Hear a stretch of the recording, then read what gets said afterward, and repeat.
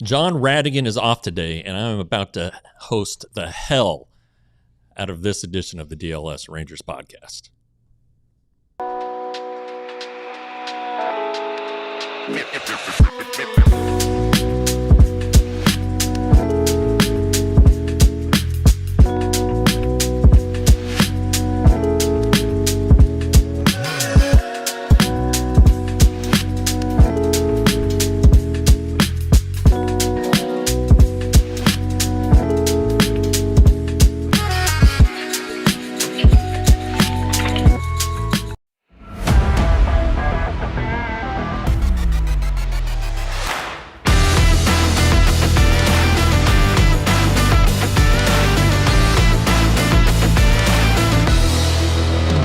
Vintage deGrom, that was MLB's word, vintage. And they did it in all caps, kind of like the Queen did over there for our thumbnail. And it got me to thinking, was it really vintage deGrom? Well, Jeff Wilson here, Cat over there, Abby Jones filling in for me as I fill in for John. At least she's in my seat. I think I like that one better. This one comes with a little added pressure. I gotta talk more. I gotta some credit. I gotta look to the camera sometimes, whereas this one I don't know.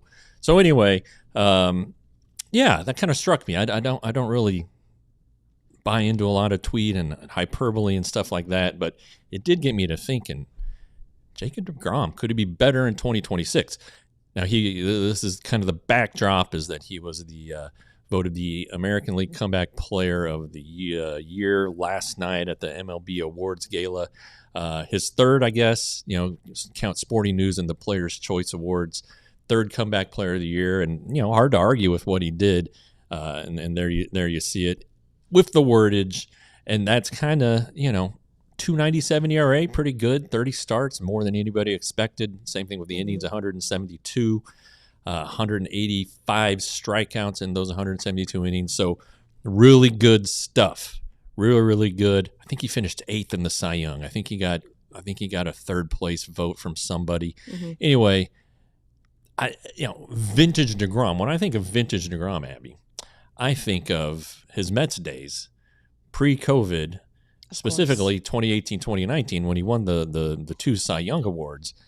And if that's vintage deGrom, right? Is it longer deGrom? Huh? I was going to say, I knew things were cooking when I saw the flow during FanFest because the long hair was back. We asked him. Yeah, it's not the long hair. It's not the long hair, but it's longer than it's been. We asked him, is this a peak of what you're going to give us for the season? He said that's as long as he was going to let it get, but maybe it's a fact when Jacob deGrom's hair has grown out a little bit. Maybe he's like Samson. Maybe it was really long, right? Yeah. I mean, it was shoulder length. It was back in the when day, he was a rookie and even into the Cy Young years, I think. So 2018 first Cy Young, 2019 second, won them back to back. 2018 170 ERA, which is crazy. Next year, 243 ERA, 255 strikeouts. He eclipsed 200 innings in both years. Mm-hmm. And then, he was really good in the COVID year, really good. And then you go to 2021, which was halted by injury, as were the next 4 seasons. 108 ERA in 15 starts. It's just, that's like, when I think of Jacob deGrom, that's what I think of. This year was good. Like we talked about, the numbers, 297 and all that. Gave up the 26 home runs, the second most in his career. So I'm wondering, how does he get better? And there were concerns about the workload.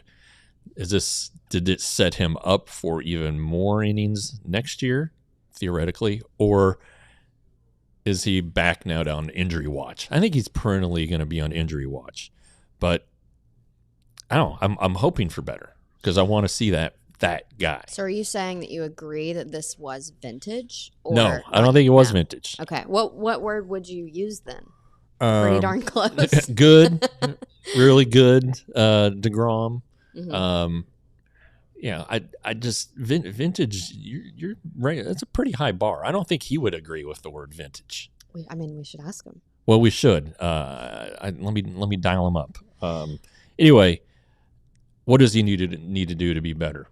The home runs. That was a really weird mystery that he couldn't figure out. Like, statistically speaking, he literally gave up a home run every single time he was out there. And it was almost in the first inning. It's kind of like he just had to let one go. And he never lost control of the game or the situation. But it's like, we found him saying there was one I would have liked to get back at the end of his post-games pressers. But I talked to Mike Bassick about kind of the stat, because at one point it kind of became a theme. Jacob deGrom's given up. He started this many. He's given up this many home runs. It's one per. Like, the math was mathing. So I asked Mike Bassick about it, and he said, what I have noticed about this, home run trend is he will make the exact same pitch shortly after the home run was given up, just to kind of mess with the player in the box and say, no. You didn't get this pitch. You got a bad placement. You took advantage of it. But Jacob deGrom does like to feed into that mental aspect of, I'm Jacob deGrom at the end of the day. I know my arsenal. When it's locked in, you're not touching it. So that's like kind of a fun thing about a veteran player that really knows himself well, that he wanted to do, just to kind of say, hey, you just got one bad pitch. Like, I'm still in control here. Yeah, and I remember a few occasions, and I think Rowdy Tellez hit a homer against him in Seattle, and it was either McKinstry or Kerry Carpenter. I think it was Kerry Carpenter got him in Detroit, and he said he just beat me to the spot. So but the pitches were like neck high. So and he kind of messed around with I remember that Kerry the Carpenter glove, and was he tipping his pitches? Yeah. And things like that. And early on, his mechanics weren't great. You could tell by the velocity, because he told us in spring training, if I'm only throwing 96, 97, that means I don't feel good about mechanics. I'm flying open, and I don't want to hurt myself. So, maybe he can clean it up earlier in the year. But the home run thing, was he tipping? And what's a missed spot to him? Because if you're, like you said, Bassick's observation, he came back and throw the same pitch. Was it the same pitch? Right. Was it a tick harder? Was it a little more inside? So, I think he's going to be motivated this offseason to reduce that number significantly. Because really, if you want to look at the year, that's the only glaring thing that you're like, absolutely, God, this is not good. So, and I think once or twice, that was the only run he gave up, was a home run to somebody over 6 or 7 innings. Right. So, and those home runs, though, sometimes they let the team back into games, and or it makes it a 1-0 lead, 2-0, and the anemic offense couldn't overcome it. I was really struck too by hey, Jacob, you just gave up 2 runs in 7 innings. You guys lost. He's like, well, it's my fault. Right. Well, that's what I was going to say. All right, fantastic teammate. Every single time that he had a post game, he always took responsibility for what happened, even though it wasn't a shutout, because it was that one home run normally, but it's pretty spotless. I do think his definition of a good game is zeros on the scoreboard. He really does pride himself. I mean, I know that the home run thing got to him because he said it out of his mouth. It's my job to go put up zeros on the scoreboard. Yeah. Now, with the offense producing as low as it did last year, you just kind of knew you didn't have a lot of that wiggle room. I mean, there wasn't insurance that he had. It was funny. The only game that he had a ton of insurance was his first return to Citi Field playing with the Mets. And the Rangers decided to give him 6 runs in the first, which was fantastic. Yeah. But, I mean, as a veteran pitcher, it's not like Jacob deGrom needs that insurance for confidence or to feel good or anything. But it's at the end of the day, you want to give your pitchers insurance no matter who they are. Yeah, I mean, early on he got decent run support, and then it diminished. I think that Nathan Eovaldi is really good for him. I think they push each other. The old cliche, friendly competition. It's a cliche because it's a legitimate thing. They want to push each other. You see them in the dugouts between starts, talking to each other shoulder to shoulder, leaning over the rail, picking apart lineups, maybe something like that. But he's a heck of a pitcher, and I was excited to see it this year because again, when he's in the other league and you're covering a team and traveling and spread apart different time zones, you don't get a lot of chance to sit and watch another team play. And so I didn't see a ton of Jacob deGrom when he was at the Mets. And I wanted to see it this year, and what I saw was great. It was really great. It was fun to watch. I mean, you know, he could reach in his back pocket, throw 100 at you. He can. You know, when he's on and his command is on, he's just so hard to hit, and it can be better. That's the crazy. It's been better, and I think that it can be better. And I think that this year's a catapult, right? The rebound year coming off at Tommy John. That's what the first full season back from Tommy John is. And now he's set up for success. He knows he can cover the innings, and he knows what he has to work on. So you know, wherever he is in Florida, working out this offseason, if he's even started, I'm assuming he's at least playing catch. I bet he knows what he needs to work on. Absolutely. And, you know, the thing about the greats, I mean, people that are in this position, you know, household names, doing what they do on a yearly basis is they're perfectionists, number one, and they're never satisfied. You know, Jacob deGrom, I don't think he's ever been like, oh yeah, great, no comments, no questions, no concerns, I'm good. So the greats just do hold themselves to a higher standard, and is it always achievable to chase perfection? Maybe not, but I do think that is where he loves to focus his craft, and he wants to be as close to that as he possibly can. And, you know, Jacob deGrom is not listening to what media has to say about his game. I mean, he knows where he wants to be. I do think it's also super important to just the fact that he's in this conversation, his first full year back from recovering from this injury, which is Tommy John surgery for the second time in his career. It is a very real thing for pitchers to, like, there's a huge mental hurdle of overcoming this injury. You can get cleared by doctors, you can know that you're good to go, but there is this mental hurdle they have to jump over that is, hey, I know that I can throw 100 miles an hour and my arm's basically not going to fall off, you know? And that's a hard thing to just fully trust that is where it should be. Yeah. So to your point on this can improve, Jacob deGrom had data after data. Hey, I'm actually really good to go. I'm feeling good. I'm feeling healthy. I can trust this. I can throw this. I can get those 3 digits in velocity, and I'm in one piece, you know? So the fact that he's going to have, like, yes, he got all of the numbers and the innings and everything that he wanted, but a large part that he was looking for this season was the mental clarity. Like, I'm healed. And so I'm excited for next year. All right. So one thing that you brought up pre-game here that I want to throw out there, a little wild card, is the change in pitching coach. Oh yeah. The Mike Maddox's strength was game planning, and giving these guys, the pitchers, the game plan, how to attack the hitters, all of that. Jordan Tiegs, first time big league pitching coach, he did have a year under Maddox to learn those things and what to say to these guys as the season goes along. I also think that Jacob and Nathan are kind of self-sufficient. So I don't know if it's as a big a deal for them losing Mike Maddox as it might be for Jack or Patrick Corbin or our good buddy Jacob Latz. So I think things are set up for him, and we're not going to make any predictions, but I think he would be disappointed with anything less than 30 starts. He was very caught up on the starts, like more so than the innings pitched, which I thought was interesting, because at some point in August, I'm looking at his innings and I'm like, hey, Boach, is there, when are we looking to scale back and kind of control that there? So it seemed like the club was really focused on the innings pitch, but Jacob kept reiterating 30 starts, 30 starts, 30 starts. Like he had that benchmark that, and what did he say? FanFest? He said 30. He said 30. We were all like, yeah, I think that was like, that was a hill he wanted to die on. Yeah. Was that number. I think that was going to prove a lot to him. Yeah. I'm going to throw in one more wild card. The ABS.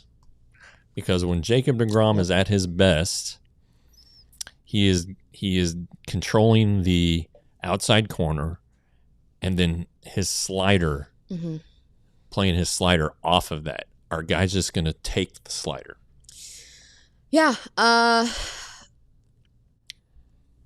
Maybe.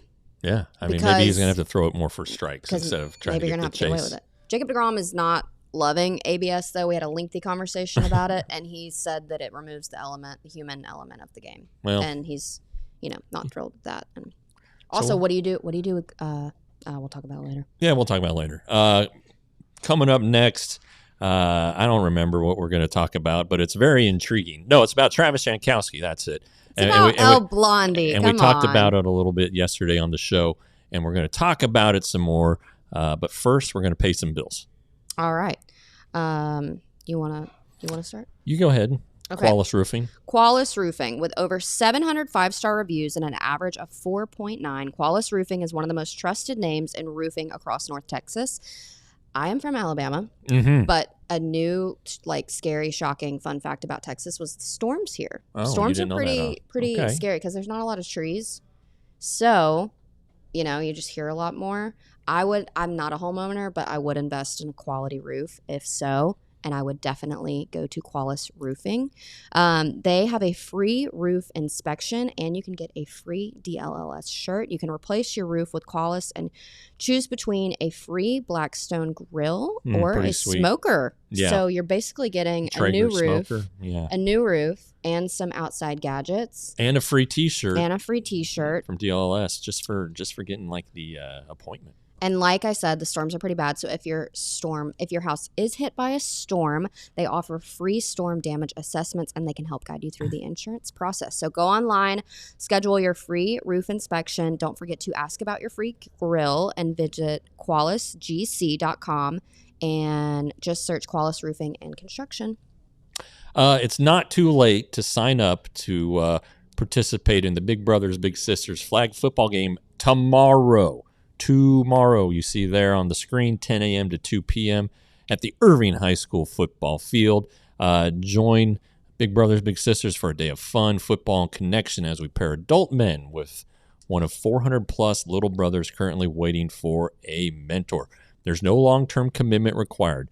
Just one day to show up, play, and inspire, and you don't have to be like an all-pro or a former college player. Just show up. And it's a chance to be a role model. These kids need, in a lot of cases, need an adult to look to just help them get through the day, help them get through life and be more successful in life. So here's how you sign up. You go check the link in the show description and be the reason a little brother smiles.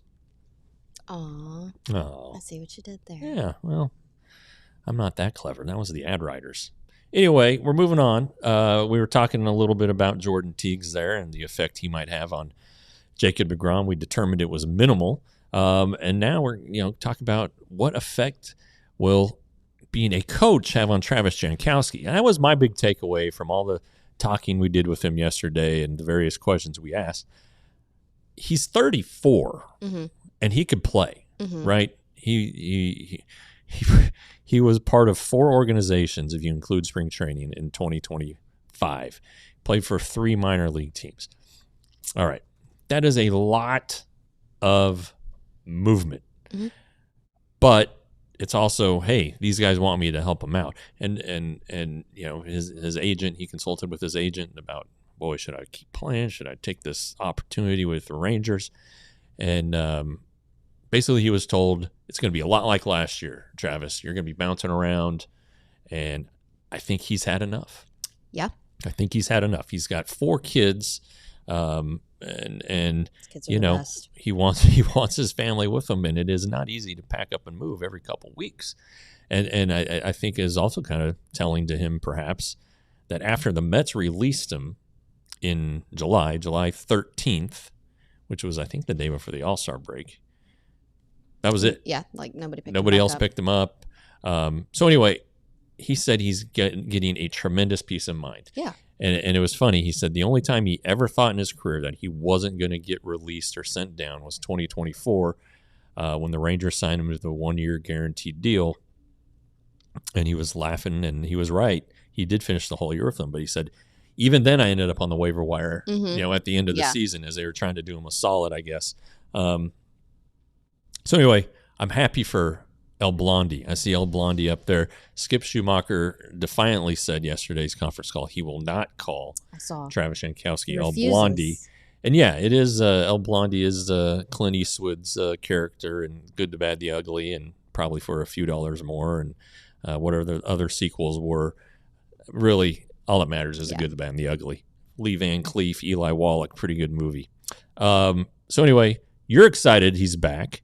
What do you think Travis can do for the Texas Rangers? Well, to your point of what's left for him as a player, I mean, he's played 11 years, so he's got the card. He's got the pension. I mean, that is you're part of a very small club if you make it 10 years in Major League Baseball. So I think that in itself is something that he has a lot of pride in with his career. I mean, Travis is one of the greatest human beings like I've ever talked to, and when he was always in the clubhouse, chat about his wife Lindsay and the kids. He's just like loves being a dad, but he's the person that you want to have in your clubhouse because he looked at me in the face. He's like, I'm not the best guy on this team. I know that, he's like, what I did in the World Series was literally God himself giving me this ability to do this because I'm not like the greatest player. And I know that. And he said, I just want to be the greatest teammate that I can be. Wherever I can be used, plugged and played, like that's how I want to be. And it's funny, I talked to Josh Smith about, this plug and play role for him at the utility. He's like one of the best people that helped me wrap my head around this position and like truly be this person for the Rangers and like have a good attitude about it is Travis Jankowski. Because it's a hard position to do. Like the best thing that you can get in this industry is security. And, everybody would love to sign a $10 million deal, know where you're going to be for years, but that's the few and the far between. So, yeah, I think for Travis to, know that his playing career has come to a close and that transition from the field to the field again in a different capacity is going to be very easy. Loves the Rangers, been around them, won a World Series with them, was, helped in a very pivotal moment there. So I'm very, very excited. I think the team's very excited to have Travis back. But he's a really good guy that has a lot of good perspective on like what it takes to win. Yeah, and he he and Skip Schumacher separate times. They were sequestered, I guess. Talked about their relationship with one another, and Travis said that Skip is the guy who taught him how to be professional and how to be a good teammate and all these things. And another thing Travis said, he was kind of, as he was contemplating this, he's kind of like, am I going to be able to relate to these guys and vice versa? And he thinks how he helped Evan and Wyatt in 23 and 24 earn the respect of the team, because it's like, hey, those are the guys trying to take his job, and here he is doing everything he can to make them as comfortable and as good as possible. Amazing. And so he, and then he kind of reflected. He's like, I've kind of been a coach the last couple of years because of this. So I think it is going to be a transition. I still do wonder, though, if he will be there and see somebody and be like, God, I could do this. Or, or like they're messing up in a drill and he's like, all right, scoot over. Let me show you how it's done. But he still does have some coaching to give. He said he wants to turn Wyatt Langford into a base stealer, and old Kellyman over there saying get Wyatt to slide head first into second base on steals. Maybe that's part of it. I don't know, but I think Travis is will definitely make an impact on this staff, both from the base running, which Skip really wants to push the envelope on, and then also the defense, because when you think of Travis Jankowski's best moments, there's the home run on opening day in 24 that tied the game against the Cubs, and then the catches, especially the one against the White Sox where he went over the fence with Yosemite Sam and made the catch and ended the game. And it turns out that he had been placed on waivers that night. So that's what he found out after the game. Anyway, so a lot of defense, a lot of base running. And then, some sprinkling some good moments, like hopping into the lineup in Game 4 of the World Series and getting a hit and 2 hits maybe in his first 2 at bats there. And I remember after that game, because that was a big game, and he was just surrounded by the media at his locker. It was like he was the story of that game. It was 11-7 or 11-8, whatever it was. The Rangers are on the precipice of winning the World Series, but everybody was focusing in on Travis, and I thought that was pretty cool and a deserved moment for him. Yeah, Travis is like literally one of the best. But to your point, like, will it be hard for him to, not play? I mean, I'm sure that you face it's. I think it's interesting though. Like, players go through probably one of 2 things. Like, either they want nothing to do with the game of baseball and they want a legit break. Like, I don't want to touch it. I don't want to look at it. Don't put it on the TV. Yeah. Or they're like, oh, hey, let me go into this next role. But I think for Travis, this is going to be the best family decision that he can make. I mean, his kids are to the age where, they're in school and you're pulling them out of school early and you're traveling a lot. And at some point in your marriage, you just got to say, is it really worth what I'm putting my family through at this point? Yeah. And to your point, I guess, I looked at his baseball reference page, and he's made just short of $9 million as a player. So, he's fine. Corey Seager is going to make 3 times that this year, but $9 million, that'll work. And then he's going to get a little salary for relatively little salary as the first base coach. I would imagine low 6 figures if I had to take a guess. He's going to be fine. Yeah. I think he just loves the game. Yeah. And he said that he'd kind of thought about it for a while and dreamed about becoming a coach when he retired. So here you go. It's his chance. I do agree, though, that he's been in this coaching role. Because, like, when Evan got called up in 23 and he was trying to figure out, this outfield position. And it was the series against the Astros when Evan Carter made that insane, like, Spider-Man play. We talked to him after that, and he was like, literally, Travis Jankowski walked me out to the outfield, told me about this position, because that left field is like a little different, and Travis gave him a lay of the land. Would Travis have loved to be in that position in that moment? I'm sure, and could he have handled it? Probably, but it's just crazy when you think of a guy that is giving you all of the resources to become a great player, and again, it's like he's still fighting for the position you're in too. Yeah. So he's selfless, which is what makes a baseball player great, in my opinion. Yeah. And he knows the game, and he's been around it for a really long time, and he's Shakira's favorite player. Well, that's all that matters. If Shakira likes you, then Have you seen that photo? I have not. You haven't? No. I don't know why. I'm sure he was like in passing, and Shakira was singing the national anthem for the Mets game. And so she has a photo with El Blondie. Oh. Their hair was probably the same length. Okay. Yeah, he did joke around that hopefully there's not a code for coaches that he has to cut his hair. And I was trying to think, because Skip is bald and Corey Ragsdale is bald, either by choice or they definitely shaved something. Bees was, bald. Yeah, come to think of it. Yeah. Mike Maddox is getting there. I think Veely wears a tight haircut. Bochy had a head of hair. So, I don't know. He hopes not. Maybe he'll have to man. We're bun evolving as maybe a game. He'll have the to Yankees. Maybe he'll have to man bun it. I don't know. The Yankees can have facial hair now. That's right. I think we're fine. I don't think we have that's to. Players though. I don't know if these coaches. Do they have to wear a suit and tie on the road, or do they get to wear sweats like everybody else? We need to evolve a bit more. Well, we need to do some investigative reporting, is what that's gotta boil down to. So anyway, yeah, we're excited for Travis to be back, and I think he's going to be great for this team, especially when it comes to making these guys better base runners. If Skip's going to run, and Skip wants to run, his teams in Miami, they ran their tails off trying to get the extra 90, as Travis said yesterday. They got to do it intelligently. You can't just run like wild. We've seen teams run like their hair's on fire, and make stupid outs. That's one thing Travis didn't do very often, was make a mental mistake on the bases, and I think that will be his goal, his number one goal, to make sure that these guys aren't just aggressive, but as he said, intelligently aggressive. I like that. Yeah, I like it It's too. good philosophy. Yep. Did you see Donnie Ecker got hired by the Orioles? Yep. We talked about that a little bit on the show yesterday. So all these guys are finding jobs. I think we have another one that might be announced soon, but we're keeping it under wraps. All right. Okay. All right. Coming up after we pay more bills, we're going to talk about the week ahead for the Rangers next week. A couple deadlines that are always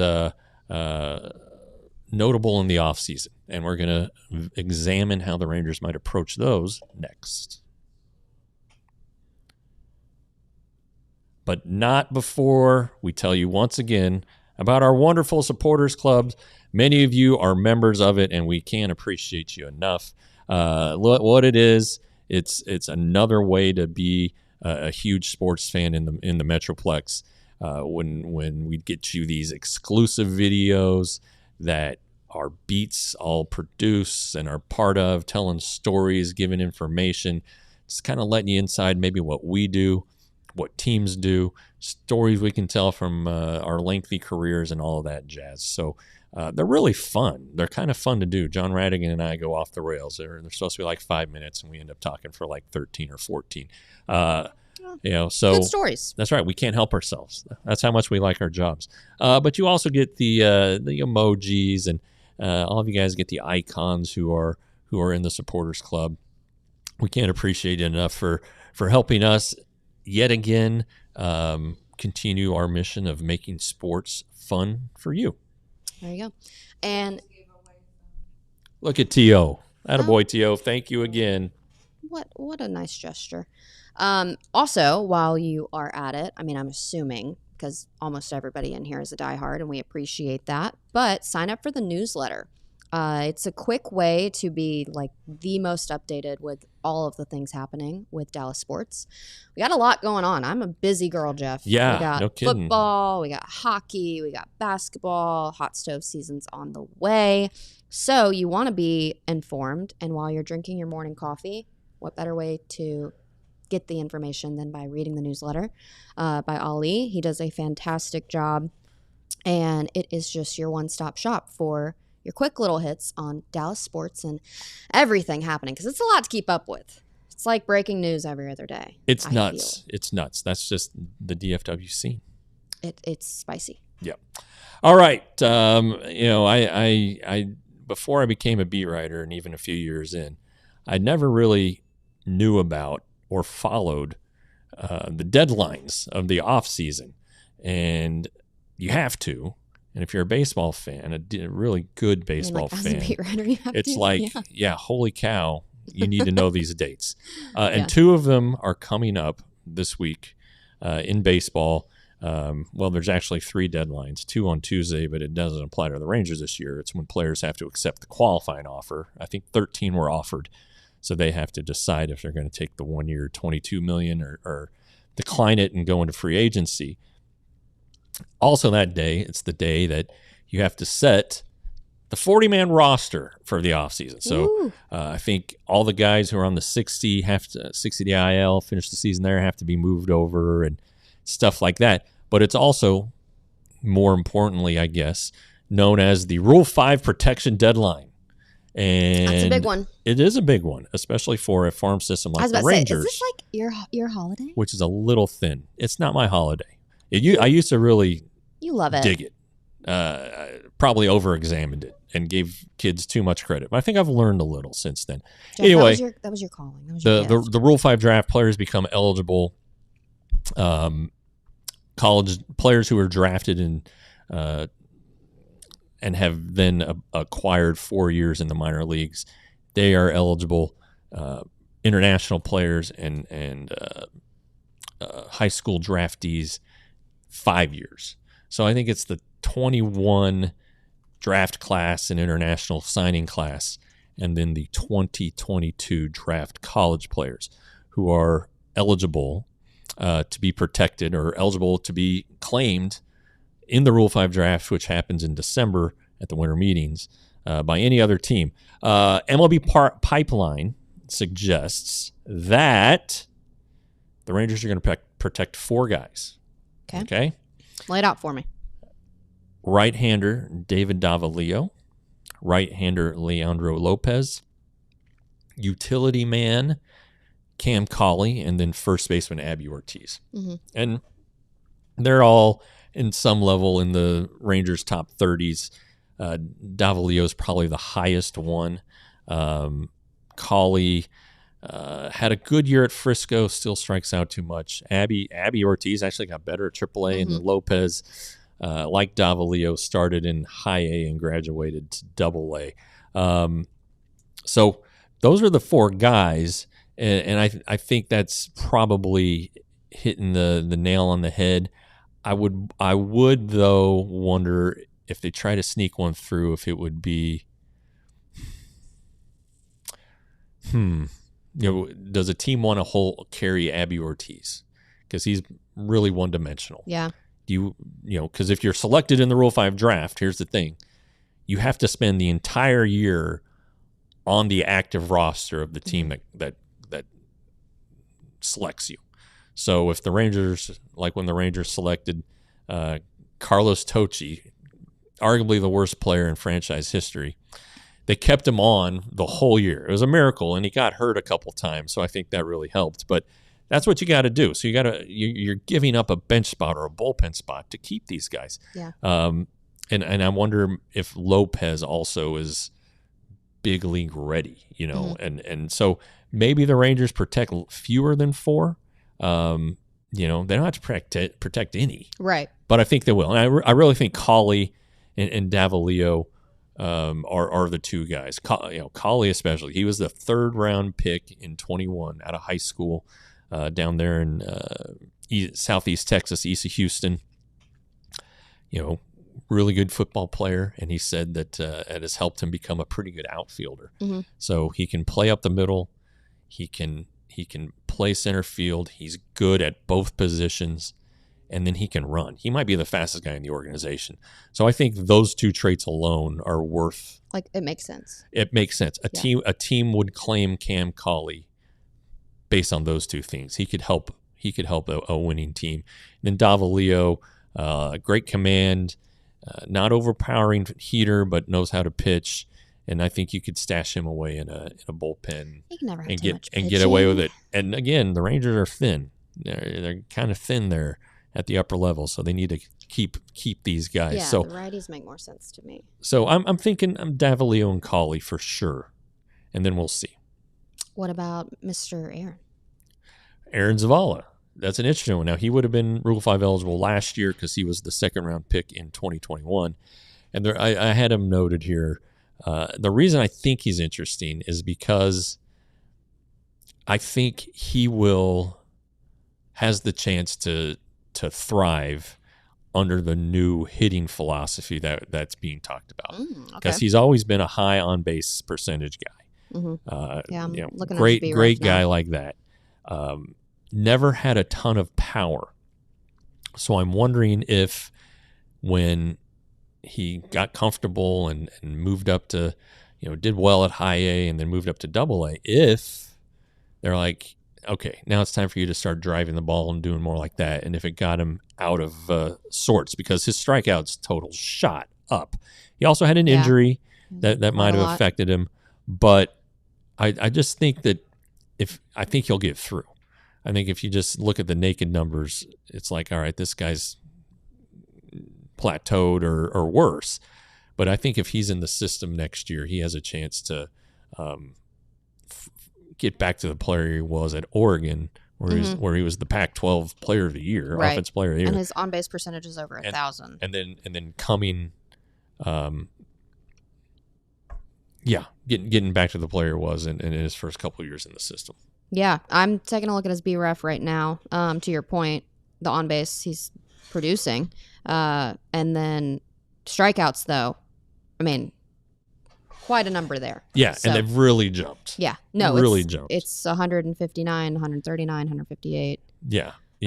And like the like in college, I mean, a different comparison, but it was like 34, 12. Well, in his first couple of years there in the system at low A and high A, it was pretty.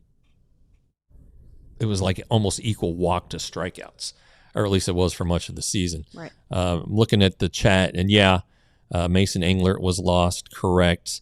The Slayton thing came down to him or Mark Church, who the Rangers were going to protect.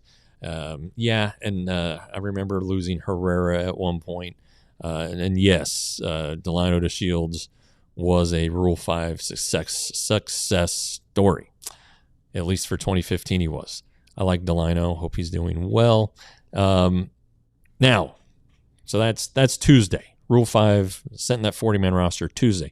Next Friday, a week from today, is the non-tender deadline. Drum roll. That's a big one. I feel like that one does deserve a drum roll. That one's big, and it could spell the end for Jonah Heim and Adolis Garcia. What's the likelihood? Well, I think the Rangers are going to try like hell to trade the both of them because obviously you want to get something, and so there is a chance, that they are not non-tendered, that they are tendered contracts. Right. Their last year of arbitration. It happened last year because Nathaniel Lowe was going. Everyone's like, oh well, he may get non-tendered. He was tendered a contract and then traded later. So maybe if there was, let's say, at the GM meetings, some headway made on a trade for Jonah or a trade for Adolis, and they're not quite to the finish line, maybe that's when they do it. Maybe they say, all right, we're going to tender him a deal and keep working on this, right? Maybe through the winter meetings, and then try to get a deal done. I mean, there's some risk with that though, especially when you're talking about a team that's trying to trim payroll. You're talking about Adolis, who's projected to make $12 million in arbitration, and Jonah up near $6 million. Is that $18 million you want to carry? Kellyman asked, could they sign Adolis long term at a discount? I don't think it works anymore. I don't think he's the kind of player they want anymore, and I don't know that he's going to be able. Defensively, sure. Yeah, but I don't think he's going to be able to produce. And honestly, 21, it was like a feel good story. Hey, this guy, he's fun. El Bombi, yay. And 22 was okay. 23 was great. But really, he was, he's not a complete offensive player. Let's just leave it at that. He's not. So the two biggest things, like I feel confident in the statement, is we have not seen the same Adolis nor Jonah Heim since the World Series. Yeah. That was like cut from a different cloth. Yeah. That was incredible. And it's just been night and day difference. I've said Adolis either hits a home run or strikes out. I mean, his strikeout ratio is it's big. Actually concerning. I have seen, I'm not implying anything here, but with my two eyes in my head, I have seen Adley Rutschman in Dallas a few times this offseason around. Has there been conversations? I'm not sure. I don't think he lives here. I don't, I'm not saying anything, but I mean, Abby keeping some high company. No, it's not like that. I'm just saying, like Saul, I'm like, Yeah. what are you doing in Dallas? You know? And it's like, there were conversations about, could be an interesting. Yeah, I just think it's going to take too much. So It probably would, but I'm just saying it could be a fun little sprinkle just to think about. yeah. Because with Higgy, like the whole point of Kyle Higashioka was this platoon's split role with the catcher position. And the splits favored Kyle Higashioka. Yeah. I mean, the wins and losses, which granted, this is what I talked to Bobby Wilson about. Like, there's so many factors with a catcher. You can't like just chalk it up as like, oh, we lost. Jonah Heim's behind the plate. Like, there's so many things, but it was a very different number. Yeah. The concern is that Kyle can't handle more than what he's done. Right. As far as a workload. All About Sports Zone. MLB is reporting Edgar Cuero is getting interest. He's a catcher from the White Sox. Can we ship Garcia and Heim to the White Sox for him? Oh, I mean, I'm sure they'd love to do that, but the White Sox are the White Sox going to take on you don't the think salary Will Venable or two wants... the bad players. It's kind of like in Caddyshack. I probably should save this for John, but in Caddyshack, that is y'all's little, when y'all's thing. they're playing the big match at the end, and Al Chervik hits the ball off the ball washer, comes back, and he My acts favorite. like he has a broken arm. And then Judge Smale goes, oh, they say, well, he's allowed a substitute. And Judge Smale goes, oh, well, Spalding can play out his holes. And Spalding's like this terrible golfer, the judge's nephew or grandson. And so, anyway, that's kind of what I think about. It's like, hey, we need somebody. Why don't we just give him this crappy guy to finish things out? That's my favorite part of the movie, which I haven't seen. Perfect. I'm playing And along. shame on you. I'll add it to my list. Hey, Jeff, the next off day that I get in 2027, I'll watch it. Yeah, Adley Rushman lives in Sherwood, Oregon. That sounds lovely. Just saying. Sounds lovely. Wonder if there's a forest near there. Anybody? All right. So I don't know. I know the Adley Rushman thing. The Orioles have said he's staying here, and of course they're going to say that they've been getting calls Bobby Wilson on him. was a fan of him. I do Well, know that. I think everybody's a fan of him, and it just would cost too much. Somebody told me it would be like Walcott and Rocker. Just gutting the Rangers farm system. So I don't know about that one. But hey, let's see what they can do. Plus, Adley Rushman's also in the arbitration system, so he's going to get more and more expensive. And is there a chance that what's the likelihood that you can keep him? I don't know. All right, we gotta hit our last ad break here, and when we come back, we're gonna be batting cleanup. A lot to chat about. Mm-hmm. All right, so it's time once again. Everybody become a diehard. It's easy to do. It's $79.99 for a year. You can scan the QR code if you're watching us, if you're listening to us. ALLDLS.com. All kinds of links and stuff to sign up. It's so easy, and for $6.50 a month, you get all sorts of stuff that's behind the paywall for all 4 of our teams. So not just the Rangers copy that I'm cranking out, although I'm not cranking at a in-season level right now. But this off-season, you never know. Could be right after the show that I have to crank on something. But anyway, do it. Plus, get 20% off our merch, 20% off our events, early access to our events like the Stars takeover of AAC early next month. That thing sold out before it even hit the public. So if you're not a diehard and you want to do that, well, you're SOL. So anyway, become a diehard today, and you also get a free shirt that Abby's going to tell you about. Free shirt, yes, when you get a diehard subscription, and you know why? Because Dallas is the greatest city in the world. Well, all right. Did you not see that Jameis Winston clip? I missed it. I apologize. Jeff, just like you've missed Caddyshack, I've missed Jameis Winston's that really could have been a TikTok. moment. That could have been a moment. Anyway, Dallas is the greatest city in the world. I've lived in plenty. Dallas is my favorite. But get a free shirt when you sign up to be a diehard. And you want to be a diehard because lots happening with the sports world. You want to sound like a very educated and informed fan, and all of our beat writers are literally the best, and they get scoops that nobody else gets. So, go ahead, pull the trigger. And we should be the doing greatest city in the world. We should be getting more hats. I was told when this hat came out that more hats were in the near future, and I can't wait because I love this hat, but I want to wear it out. So, store.allcitynetwork.com. Correct. All right. You got a So, special little. Did you know to clean a hat, you put it in your dishwasher? I have heard that. Yes. That blew my mind. Yes. Keeps the shape. Now my workout hats, I just throw into the washer. Right. Yeah. Well, they've seen better days, Yeah. you know? Okay. So cleaning up the awards. Yeah. We talked about the Comeback Player of the Year award, but we'd be lying if that was the biggest award yesterday. The MVPs were announced. And to no surprise, in the National League, Shohei Ohtani was the NL MVP unanimously. In the American League, actually turned on the TV for this one. Aaron Judge ended up winning that award over Cal Raleigh. It was close, 17 first-place votes to 13 first-place votes. They were the only 2 to receive first and second-place votes. So poor Jose Ramirez, man, he's such a good player, but it's always so swept under the rug, like how good he's doing.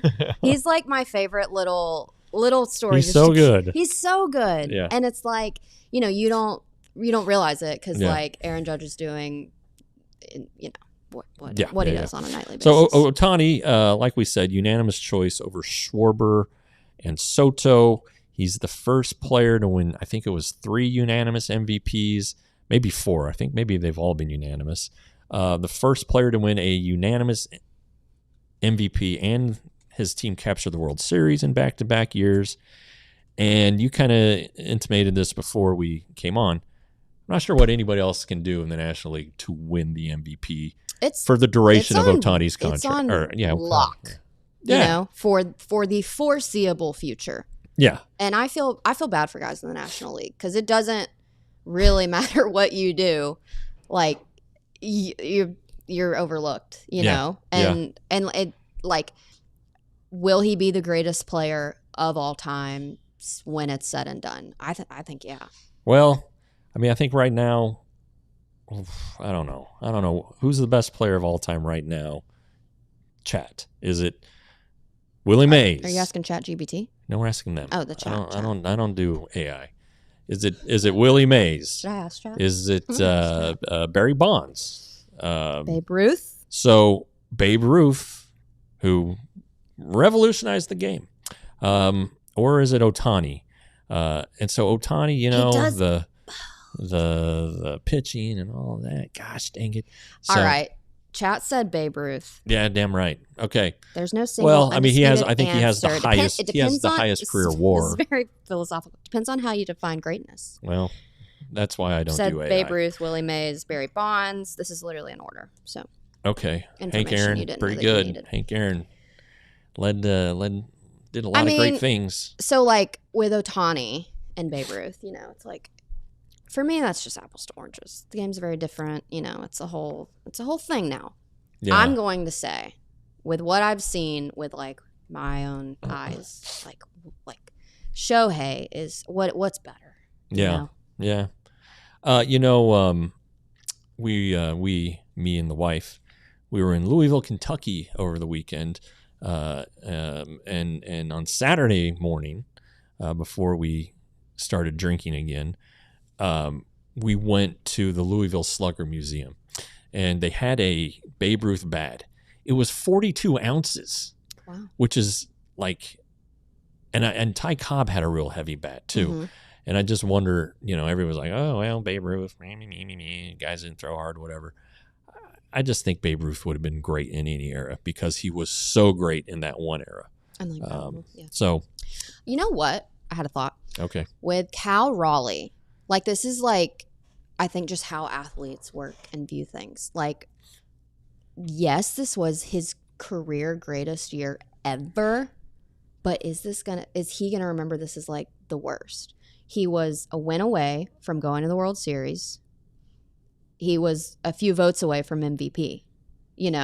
Like that's just kind of interesting that it was like actually the best he's ever done, and it's like it still didn't. Like, I guarantee you, if we talk to him next season, he's going to be mad about it. And he's going to be like, doesn't matter. Close, but no cigar. Yeah. And, like, truthfully, like, when I talked to Scooble, when they were in town, we talked about Cy Young. And he's like, cool. But, like, I don't care about individual awards because we didn't finish the job. So that's, I like how athletes think about that. Yeah. They like, individual things are cool, but, like, none of them really care too much about it. Yeah. You want to have it, obviously, because it helps with the, ballot and all the things like that. But yeah, I think Ohtani has injuries in his future, unfortunately.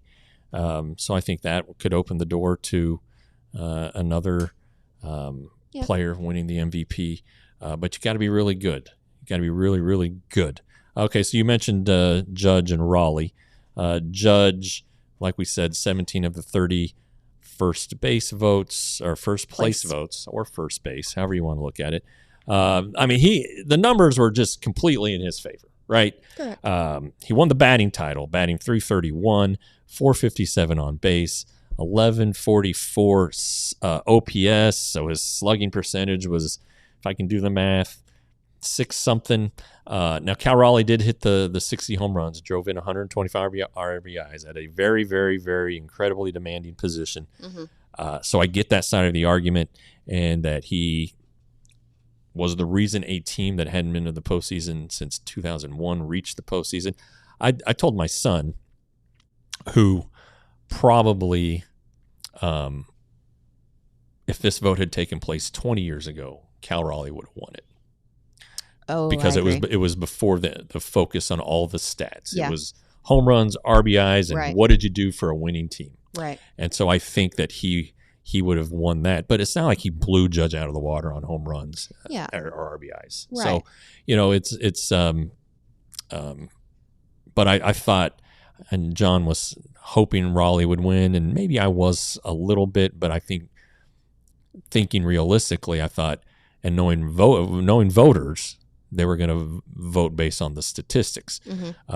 It was interesting, though, that Raleigh was the Players' Choice Award winner for MVP, or Most Outstanding Player, I guess is what they call it. So players and the writers, once again, not agreeing on things. Okay, a couple things. Misty, Leon, I saw you say Jackie is the most historically significant player. And so here we go.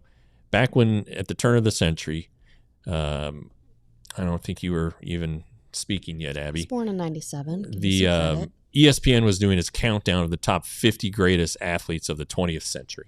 And boy, I didn't miss an episode. And I really thought, though, as we were going through it, I predicted early on that Jackie Robinson would be number 1. He was like 15, but he did have such a historically significant impact, obviously, with opening the doors, the floodgates for African Americans. And anyway, so it gets down to 1 and 2. It's Ruth and Jordan. Those are the only 2 that they don't have. And I was like, well, it's got to be Babe Ruth first. That's what I said. No. And then it turned out to be Jordan. Obviously. And the show was sponsored by Jordan.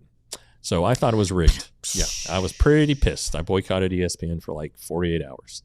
Until a game came on, I couldn't miss, and I had to watch the damn thing. Yeah. I mean, yeah, technically but we man, all are. Was I mad? TV I was running hot. I don't think like for some reason Michael Jordan's never leaving the greatest lead of the discussion. This is what we were talking about before the show, and I'm going to shame Abby publicly here for being a LeBron person. Whatever. But my son, who never saw Michael Jordan play, I like what he does on the court. Okay, flopping like a little flopper. Do you have 40,000? Do you have 40,000 points in the NBA? Do I have to flop around to earn my points? So anyway, Jordan's the best player ever. I keep telling my son 40,000 points, 21 consecutive All-Stars. Okay, All-Stars, it's not voted by his peers.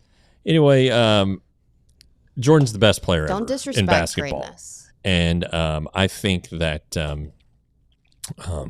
anyway, that's what I think of Jordan. So good. A couple other things. I saw somebody say probably, I think it was, I don't know who it was, Hank Aaron. Wait. Very, very underrated. T.O., you're on to that. I named my son after, I don't know if it was after Henry Aaron, but it was after the call, Milo Hamilton's call on the home run that broke the record. There's a new home run king of all time, and it's Henry Aaron. When my wife brought up Henry, that was the first thing that came to mind. I was like, I like it. So I like this. Yeah. I like this comment from I Love Misty. Remember when Ivan Rodriguez won MVP because 2 voters left off Pedro completely on the ballots? Oh, yeah. I mean, what's your tale of that? Well, there are people who just don't think pitchers should win the MVP. They've got their own award called the Cy Young. I think the only time that really came up with me was Verlander's MVP year. I voted for Jacoby Ellsbury. So that would have been 11, I think. What year did you first start submitting your ballot? 08 was my first MVP vote. Okay. Did you reveal yours? Oh yeah, I reveal them, and they get revealed. Yeah. Yeah. So Who'd you put? When? I didn't get to vote this year for MVP. I did. Did you do Rookie of the Year? Did you put Kurtz? Yeah, of course. Yeah, it was easy. He's gonna be good. Kurtz is good. Yeah, he's going to be a problem. The A's are going to be a problem. If they ever get some pitchers, Yeah, they're it's going to cool be a that problem. Jacob Wilson was like runner up too. Jacob Wilson, Langoliers for however long they decide to keep him. Lawrence Butler's a nice player. Yeah. They got These are gonna be fun. They got the Leo DeVries in that trade with the Padres, so they've got a chance to be pretty good for a while. As for the Rangers, don't know, but we will continue to hash it out 5 days a week. And Abby will be back Monday, so we'll bring up some more Caddyshacks. T.O., thanks for nutting. Watch the Rangers post-game show tonight. And we will Mavericks post-game show tonight. So we'll see you Monday on the DLS Rangers podcast. See ya. We all silly like the mayor.